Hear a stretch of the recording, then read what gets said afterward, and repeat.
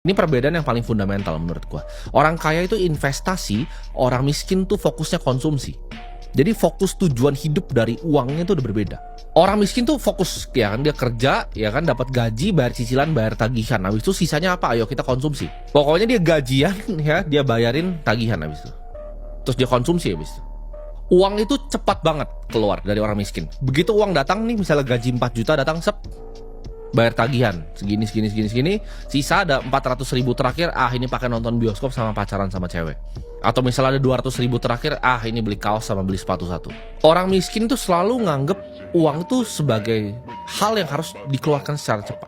Jadi mereka nggak pernah ngerasain uang tuh ada di tangan mereka. Gaji tuh langsung hilang, bayar sana sini, ada sisa sedikit, mereka tidak pakai untuk investasi, tapi mereka pakai lagi untuk tadi, untuk validasi, untuk konsumsi. Mereka skeptis banget sama kata-kata yang namanya investasi.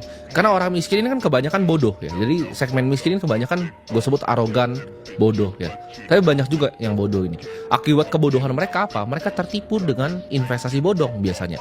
Contohnya seperti robot trading. Ditawarin, ini ada robot nih bisa 10% sebulan. Orang miskin ini paling percaya hal-hal begitu. Yang nggak kerja, yang mudah, yang gampang.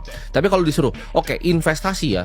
Ini lu pelajari nih ya, cara perusahaan bekerja tuh seperti ini, laporan keuangan tuh cara bacanya seperti ini, rasio keuangan tuh seperti ini cara bacanya. Mereka aduh susah, ribet, pusing, nggak mau. Tapi ini ada robot nih 10%. Mereka ke robotnya, mereka kena tipu, uangnya hilang semua. Abis itu mereka tidak pernah lagi mau yang namanya investasi.